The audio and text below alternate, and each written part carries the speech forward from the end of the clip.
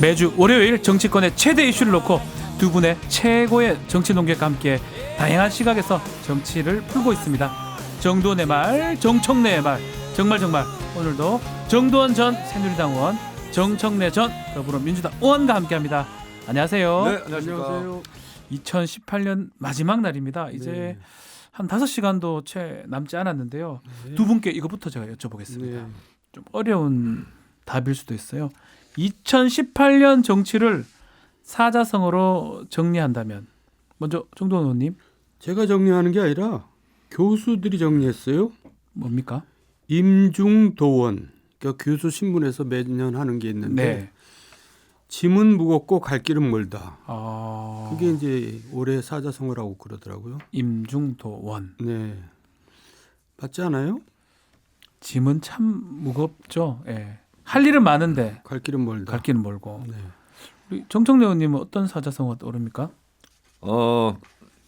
쌍전벽해. 아, 바뀌었다. 모든 게 바뀌었다. 그렇죠.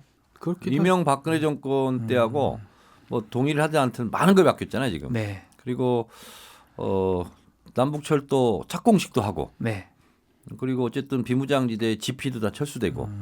그래서 원하는 목표대로 끝까지 가보지는 않았지만 어쨌든 남북 관계 속에서의 신뢰 그리고 군사적 긴장은 상당히 정전 이후에 네. 가장 긴장이 좀 완화된 상태. 맞습니다. 그래서 올 한 해 정치 이슈 중에 아마 이 남북 분단 이후에 가장 최고의 이슈 같아요. 남북 문제가. 남북 평화 시대의 개막이라고 할 수 있을 것 같은데 정청래 의원님 남북 정상 이번에 3번이나 만났잖아요. 한 해 동안. 그렇습니다.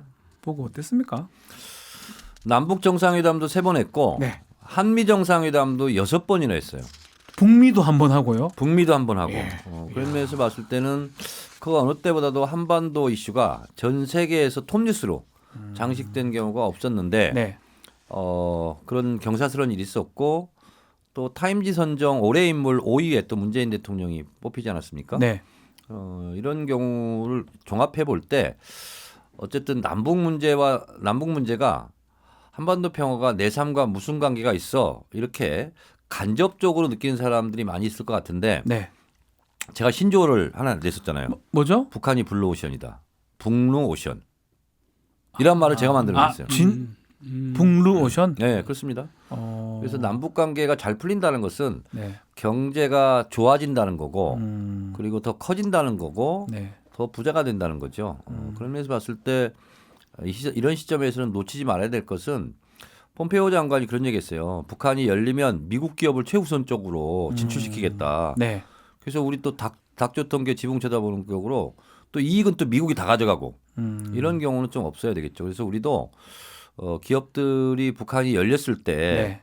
어떻게 하면 우리 국익적 차원에서 기업이 많이 진출을 할 것인가도 고민하고 정부도 그런 면에서 기업들을 많이 도와줘야 될 것 같습니다. 맞습니다. 자, 2019년도에는 그런 어떤 남북 화해 분위기를 좀 잡아서 우리 경제도 좀 잘 됐으면 좋겠는 마음인데요.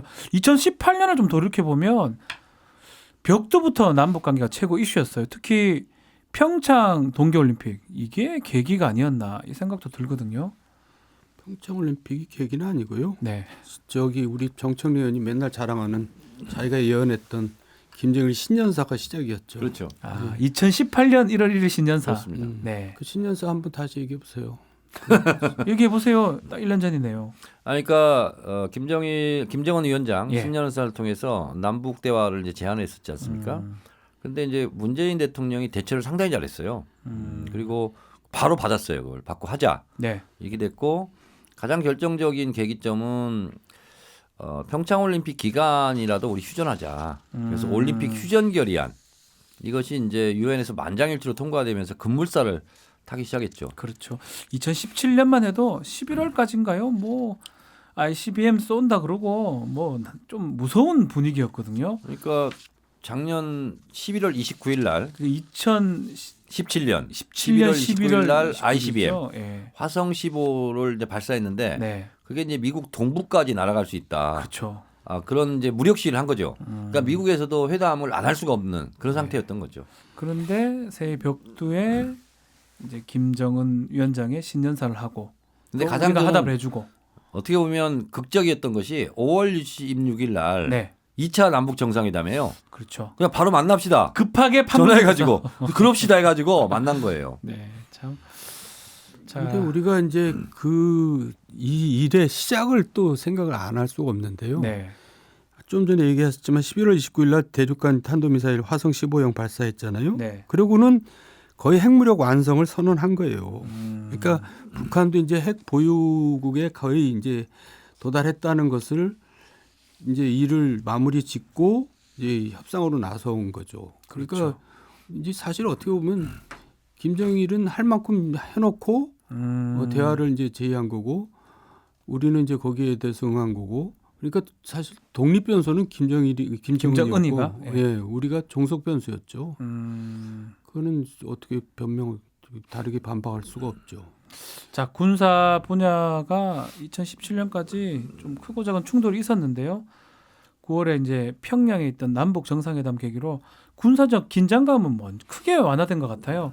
이거는 역사적 성과물이라고 평해도 되는 건가요? 그러니까 이제 꿈이냐 생시냐 뭐 네. 생각할 수도 있어요.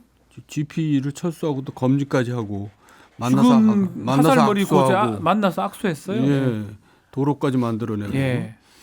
그래서 다시 이게 뭐 옛날로 돌아갈 수도 있지 않겠냐 이제 그런 걱정까지 들 정도로 사실 엄청난 진전을 이뤄냈는데 그거는 진짜 평가할 만하죠. 그거를 야당에서도 평가를 해줘야 된다고 생각해요. 그러면 네. 비무장지대지 않습니까? 비무장지대. 비무장지대였는데 그 이름에 걸맞는 게 아니었어요. 중무장지대였습니다. 가장 화기가 집중된 네. 중무장지대였는데 비무장지대를 지금 이제 하고 있는 거지 않습니까? 네. 그건 정전협정을 서로 지키는 거예요. 그런 면에서는 사실은 박수를 치고 평가할 만한 일이지만 진작에 했어야죠. 비무장지대 정전협정 위반 상태를 북한도 우리도 유엔도 다 그냥 물끄러미 보고 있었던 거예요. 그래서 이것은 지극히 할 일을 했다 이렇게 생각을 하는데 남북관계상 할 일을 한 것이 얼마나 또 큰 일이었는지. 네. 네. 자, 뭐 지금 정청래 의원께서 언급을 해주셨지만 평창 올림픽 이전부터 문재인 대통령이 빠르게 움직였고 또 트럼프 대통령하고 긴밀하게 이런 얘기가 좀 협의가 되었다 이 말이죠. 그렇기 때문에 남북 관계가 진전될 수 있는 큰 밑그림이 그려진 문재인 거다. 대통령이 강릉선 KTX를 그 시작한 날 그날 KTX 안에서 얘기를 했어요. 뭐라고 했냐면 한미 군사훈련을 좀 연기했으면 좋겠다. 네. 미국에 요청하겠다 이런 식으로 말씀하셨거든요. 근데 이미 그것은 서로 협의가 끝난 거예요. 그 말이 있자마자 트럼프 대통령이 연기하겠다 이렇게 된 거예요.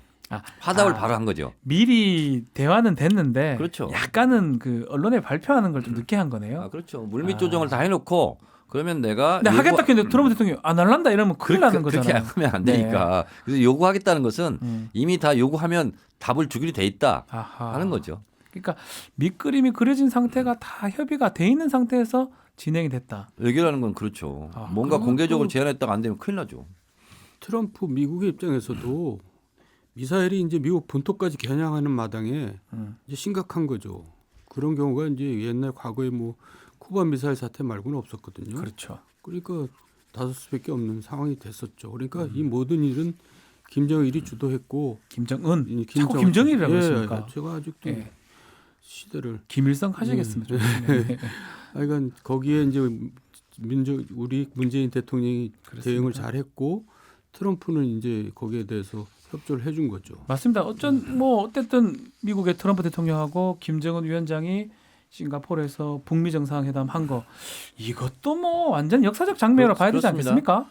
근데 이제 저는 홍준표 전 대표가 네. 자꾸 위장평화공세 막 그렇게 얘기를 하는데 만약에 지금이 위장평화공세라고 얘기하잖아요. 네. 근데 화성 그 15, 29를 쏜 것처럼 2018년에도 아무런 변화 없이 계속 미사일을 쏴댔다고 생각해 보세요. 네. 대한민국 경제가 온전했겠습니까? 그런 면에서 네. 1년 동안 북한의 미사일 발사나 핵실험 이런 도발이 없었잖아요. 그러면 그런 부분은 문재인 대통령 잘했다. 수고했다. 이렇게 야당 지도자가 한번 말해주는 것도 본인들을 위해서도 좋은 거예요. 근데 아무리 잘해도 계속 잘못했다고 그러고 북한에 끌려다닌다고 그러고 북한 대변인이나 한다는 등 이렇게 얘기해서 좋을 게 뭐가 있겠어요. 야당에서도. 저는 그래서 이건 1년 동안 어쨌든 북한이 미사일 총 한 방 안 쐈잖아요. 그렇죠. 그건 한국 경제로서는 굉장히 좋은 거잖아요. 그러면 칭찬을 해줘야죠 이런 건. 그 전 국민이 지금처럼 그래도 북한의 존재에 대해서 우호적이고 또 평화로운 마음을 가지고 있을 때가 없었죠. 네. 그건 좋은 일이죠. 그리고 지금 미북 관계가 교착 상태에 있지만은 밀당을 하면서도 서로 대화의 끈을 놓지 않으려고 하는 게 분명하잖아요. 네. 그러니까 이제 아직까지는 우리가 긍정적으로 생각할 필요가 있죠. 그래야 또 일이 되는 거고. 홍준표 전 대표는요. 홍준표 대표를 비롯해서 야당에서 이제 자체 평가를 한 게 있어요. 왜 야당은 그동안 국민으로부터 이렇게 외면을 받았나 하는데 잘못된 안보관도 들어 있어요. 네. 스스로 평가하는데 그런 데서 너무나 좀 시대에 뒤떨어졌고 냉전 체제 사고 방식에서 묻혀 있었다라는 것을 인정한 거죠. 그러니까 그거는 좀 많이 바뀌어져야 될 것 같아요. 네. 근데 이 과정에서 정치권 역할을 한번 묻고 싶어요. 두 분 정치 뭐 지금은 정치에 좀 벗어난 상황이니까 정치권은 그 역할을 했다고 봐야 됩니까? 특히 국회요. 정치권이 한 게 그렇게 한 건 없죠. 없죠. 아우 두 분이 동시에 말씀하시네요. 한 거 하나도 없습니까? 조금이라도 있습니까? 하나도 없죠. 뭐. 거의 없죠 뭐. 회방 놓은 건 아닙니까? 회방까지는 뭐 없고 네, 대신에 이제 비준 문제가 이제 또 쟁점이 됐었잖아요. 그렇습니다. 예. 근데 비준은 사실 제가 봤을 때도 좀 더 그림이 완전히 갖춰졌을 때 비준하는 게 맞는 것 같고 그런데 어쨌든 정부에 서둘러서 그냥 정부 차원에서 비준해버린 것은 조금 아쉬운 점이 있죠. 근데 어쨌든 우리가 남북 관계나 대외 관계에 있어서는 여야가 정말 그건 합의를 볼 수가 있거든요. 네, 그래서 한 목소리로 가는 게 낫죠. 민주주의가 한 목소리는 꼭 낼 필요는 없지만은 적어도 이 부분에 대해서는 그래서 대통령도 이런 문제에 대해서는 야당 지도자뿐만 아니라 야당 평의원들한테도 전화도 하고 필요하면 찾아가서 만나서 진실을 보여주고 이렇게 설득하는 그런 모습이 왜 우리나라에는 없는지 모르겠어요. 나는 우리 문재인 대통령 그런 거 잘할 줄 알았더니 아니 못하시더라고요. 아쉬워요. 아, 불러도 잘 안 가잖아요. 아니 본인이 간다니까요. 링컨 같은 경우는 밤에 약속도 안 오고 그 강요 집에도 가고 링컨이요? 예, 강요 집에 가가지고 아까 막 반대한 강요한테 그 설득해가지고 좀 따라달라고 부탁하고 당황하겠어요. 예? 뭐 예를 들어 김성태 원내대표니까 네. 그 일부 그런데도 당원한테. 반대하기 힘들어요. 왜 그런 모습? 근데 대통령이 예, 전화를 해서 우리 어디 뭐 정도원 의원 식당에서 보자. 네. 그러면 볼까요? 아유 참네. 찾아간다니까. 대통령이. 찾아간다고? 그 집으로? 김진태 의원 집으로 찾아간다. 예. 가정했을 때 예. 상상이 잘 안 가는데요. 그러니까 그러면 감옥하죠 다. 김진태 의원이 김진태 의원은 좀 문 안 그렇다. 문 닫을 것 같은데. 예. 근데 얘를 좀 잘못 든 것 같기도 하고 김진태는 좀 그렇다. 예. 그럼 누구를 찾아가면 너무 리블러. 문 열릴 것 김진태 같아요? 빼놓고 다. 다. 그렇군요. 자, 뭐 어쨌든 하여튼 국회도 어느 정도 역할을 해주면 좋겠다라는 게 두 분 의원의 공통적인 말씀이고 2019년 내년에는 국회도 좀 한마음 한뜻이 돼서 남북 관계가 또 북미 관계가 정상적으로 또 잘 되지 않을까 또 근데 추측을 해봅니다. 자유한국당 등 야당은 이제 북미 정상회담이 잘 돼서 네. 북미 수교까지 간다. 그럼 상당히 어려운 입장이 돼요. 왜냐하면 솔직히 자유한국당 그동안 뭐 미국 중심적 사고를 많이 했잖아요. 네. 그렇다고 해서 반미로 나갈 수는 없잖아요. 본인들이. 그래서 굉장히 정체성이 혼란을 느낄 거예요. 딜레마에 빠진다는 그렇습니다. 겁니까? 아니 그런다고 제 얘기가 반대한다고 또 일이 될 안 게 안 되고 그러냐고요. 그러니까요. 그러니까 그냥 그걸 긍정적으로 저 입장을 유지하는 게 낫죠. 그걸 그러니까요. 그래서 북미 수교 한반도 비핵화 평화협정 이렇게 가잖아요. 네. 그러면 반드시 따라올 게 있는데 군축 협상도 따라가거든요. 군축도 가야 되겠죠. 네. 그러면 자유한국당은 그때가 되면 스탠스 정하기가 굉장히 어려울 거예요. 그래서 지금부터 좀 협조적인 자세를 취하는 게 좋은 게 명분도 좋잖아요. 네. 우리가 지금까지 이렇게 안보를 강조하고 그렇게 했었는데 문재인 대통령도 안보 의식이 강해진 것 같다. 우리의 공이다. 그리고 이 역으로 그렇게 말한다는 거죠. 그렇죠. 네. 그렇게 하면서 북한과 미국도 잘 지내고 우리도 잘 지냈으면 좋겠다. 안보에는 여야가 따로 없다. 이렇게 그냥 가면 되잖아요. 명분도 세울 수 있잖아요. 협조를 잘할 테니까 다른 얘기로 넘어갑시다. 네. 정말 정두원 전 새누리당 의원, 정청래 전 더불어민주당 의원과 2018년 올 한 해 정치권에 대해서 말씀 나누고 있습니다. 자, 곧 이제 새해가 올 것 같은데요. 마지막에 우리 정돈 의원께서 협조하시겠다고 하셨어요. 권한이 있는 건 아니죠. 저분이 협조한다고 그랬으면요 다 협조할 거예요. 네, 화제를 좀 바꿔보겠습니다. 민주주의의 꽃 선거잖아요. 민심이 고스란히 드러나는 선거를 통해서 정치인, 정당의 흥망성쇠가 결정된다 해도 뭐 과언이 아닌데요. 6.13 지방선거 올해에서 올해 가장 이슈 중에 하나인데 네, 여당이 압승했습니다. 압승했죠. 네. 근데 여당이 압승한 게 아니에요. 야당이 참패한 거죠. 아, 같은 말인 것 같지만 다릅니다. 네. 그러니까 야당이 너무 죽을 쓰다 보니까 반사이익을 얻어서 여당이 압승한 거 아니겠어요? 얼마나 못했으면은 그 철옹성 같은 부산, 울산, 경남도지사도 다 뺏겼어요. 부울경. 예, 네. 부울경. 이거는 정말 참패도 그냥 보통 참패한 게 아니죠. 이런 적이 없었어요. 두 분은 어떻게 뚜껑 열기 전에 어떻게 예상하셨습니까? 홍준표 전 대표가 혁혁한. 6개 지키겠다고 그러지 않았어요 그때? 그때 부울경이랑 대구, 경북, 그러니까요. 제주까지. 예. 근데 뭐 본인이 이렇게 앞을 못 내다 보시더라고. 그래서 본인들 당 대표까지 그만뒀는데 뭐 정도원 의원 말씀도 일리는 있어요. 뭐 여당이 압승한 게 아니라 야당이 참패했다. 네. 뭐 거꾸로 여당이 압승했으니까 야당이 또 참패했겠죠. 또 그렇게 볼 수도 있는 거죠. 네, 근데 어쨌든 보수의 심장이라는 구미에서 네. 저희 민주당 정세영 후보가 당선된 거 이건 좀 상징적인 것이고, 근데 이제 싹쓸이도 보통 싹쓸이가 아니었어요. 그러니까 수도권, 네. 광역의원 같은 경우는 뭐 90% 이상을 싹쓸이했으니까요. 네. 그래서 야당은 원내 교섭단체도 구성을 못할 정도로 됐는데 이제 이것을 저희가 또 좋아할 일만은 아니에요. 그만큼 싹쓸이 한 만큼 부담도 또 그만큼 커졌거든요. 네. 그 잘못하면 또 심판을 또 역으로 받을 수 그렇죠. 있고. 그래서 뭐 크게 얘기했다고 좋아할 일만은 아니에요. 자유한국당이 지금 뭐 대구, 경북 두 지역에서 뭐 당선자 배출했는데요. 광역 당체장 같은 경우는 더 문제는 바른미래당하고 민주평화당 같아요. 뭐 바른정당과 국민의당에서 정계 개편을 해서 좀 성과를 내고 싶었는데 성과가 없었다 해도 과언이 아니죠. 당연히 성과를 못 내죠. 네. 지금 야당이 분열된 거잖아요. 야당이 지리멸렬 한 것도 부족해서 분열까지 해가지고 표를 나눠 먹었으니까 당연히 참패하는 거고, 아까 이제 얘기할 거 못했는데 대통령 지지율 때문에 이제 여당은 이긴 거나 마찬가지죠. 아. 네. 근데 이제 그 사이에 그것만 해도 6월 달이었는데 이제 12월 달 되니까 이제 아까 데드크로스 지난주에 얘기했지만 데드크로스 얘기하고 또 이제 당 지지율도 13% 이상 빠졌고 많이 빠졌죠. 예. 예. 그러니까 내년도에는 녹록치 않을 것 같아요. 그러니까 예. 그러면 압승은 했지만 또 20년 집권론 이해찬 대표가 또 얘기를 하면서 당 대표가 됐잖아요. 그런데 지지율은 좀 추락하는 상황이에요. 내년은 어떻게 될까요?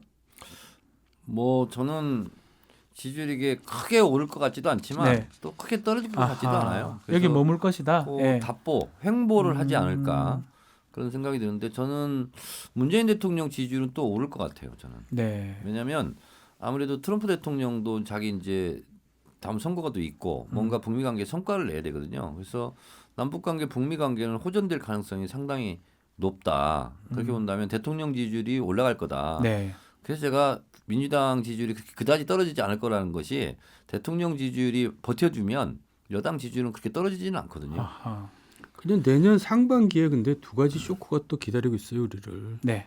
바로 이제 1월 초부터 오는 거죠. 그러니까 최저임금 쇼크하고 최저임금, 노동시간 단축이 또 기다리고 있거든요. 이러면 그다음에도 어려운 고용이 더 악화되고 빈부격차는 더 확대되거든요. 네. 그리고 자영업자들을 비롯해서 영세업자들 어려워지고 음. 그러니까 지금까지 있던 문제가 더 악화되는 거예요. 네. 그런데 지금 정부에서는 정책 노선을 수정한다 그러지만 확실하게 바꾸지는 않고 있거든요. 기존 노선을 고수하면서 일부 변경해 나가겠다. 네. 이런 한은 저는 지지율 회복은 불가능하다고 생각하고 이렇게 가다가는 내년 하반기에는 30%대까지 떨어진다. 대통령 지지율이 예, 30%로 저는 그렇게 봅니다. 근데 2019년도 바로 이제 내일부터 내년도 네. 경제정책 방향에 대해서 발표한 걸 제가 쭉 살펴봤어요. 네. 발표했는데 2018년 경제 성장률 2.7% 내외 그 정도는 될 것 같다는 거예요. 네. 근데 대체적으로 유럽, 독일이나 영국, 프랑스, 미국 같은 경우가 우리보다 경제 성장률 전망치가 낮더라고요. 예. 그래서 전체적으로 세계 경제가 불황이고 저성장기로 들어섰는데 그러면 우리가 상대적으로 못하느냐 그건 아니에요. 그래서 경제가 좋아지지는 않겠지만 더 망가지지도 않는다. 그 정도 유지가 된다. 그 정도는 유지가 된다. 이런 생각이에요. 이제 문제는 이제 소득주도 성장론을 펼치면서 네. 혜택을 본 사람들이 더 많아요. 근데도 뭐 근로자들이 많기 때문에 그분들은 이제 그렇죠? 가만히 있는 거예요. 근데 이제 불만 있는 계층에서 이제 불만을 표출하는데 네. 그분들을 어루만져주는 그런 후속 대책 이런 걸 좀 정교하게 할 필요가 있는 거죠. 그 혜택을 본 사람들이 상위 계층이라니까요. 우리나라 소득 랭킹에 하위 상위 계층이 아니 그게 거꾸로 돼버렸다니까요. 그래서 아. 소득 격차가 벌어지고 있잖아요. 저 15%인가 벌어지고 있는데 네. 근로자들이 지금 혜택을 보는 근로자들은 상위 랭킹 10%에 해당되는 근로자들이 혜택을 봅니다. 그리고 나머지 상위 랭킹 거꾸로 20% 해당되는 근로자들이 지금 피해를 보고 있어요. 그러니까 거기서도 귀족 노조, 귀족 근로자, 평민 근로자 이게 다 나눠지는 거죠. 그런 갈등이 있을 수 있다는 근데 거죠. 이제 경제 지표 중에서 언론이 잘 보도하지 않는 걸 제가 말씀드리면 실질 가계소득은 많이 증가했습니다. 그리고 일자리는 비정규직에서 정규직으로 그러니까 질 좋은 일자리 좋은 일자리는 많아졌다. 많이 늘어났어요. 그것은 아하. 이제 통계청 수치에서 다 잡히는 건데 그게 이제 원하지 않지만 네. 어쨌든 피해를 보는 그런 분들이 있지 않겠어요? 일시적으로 무슨 최저임금이 조금 올라가서 그럼 우리 다른 사람 안 쓸래? 뭐 편의점 알바라든가 이런 분들 네. 이런 분들은 이제 불만이 있을 수 있는 거죠. 근데 어려운 점이 뭐냐면 그러면 그런 고용주들에게는 그럼 정부에서 보전해 주겠다. 네. 그럼 신고해라 그러면 신고를 또 안 한대요. 그런 게 있다네요. 왜냐하면 신고하면 또 세금 관계 여러 가지가 이렇게 드러날 수도 그렇죠. 있다는 거예요. 그래서 오히려 또 거래에서 또 신고를 안 하는 경우가 많대요. 경제가 그러니까 어려워요. 무리한 정책을 써서 거기에 피해를 본 사람들을 안 만드는 게 중요하지 왜 피해를 본 사람들을 또 세금으로 보전해 줘가지고 시장을 왜곡시키고 그러냔 말이에요. 이게 계속 땜질을 하면서 악순환으로 만든다는 거죠. 아니 그래서 그건 이런 거죠. 저는 문재인 대통령이 이 노선을 그대로 고수하는 한 네. 저는 총선에서 굉장히 어려워지고 재집권도 어려워지고 해석하기 나름인데 네. 예를 들면 알바비를 더 주게 되잖아요. 네. 그럼 일시적으로 어려울 수 있잖아요. 그거는 도와주겠다. 정부에서 그렇게 뭐 보완 대책을 발표하는 거잖아요. 그렇죠. 근데 이제 그게 운영에 또 문제가 있는 거예요. 자, 새해는 어떻게 될지 두 분 우리 최고의 우리 정치 논객 두 분 또 의견이 대립되고 우리 사회에서 이 부분에 대해서는 아주 첨예하게 대립이 됩니다.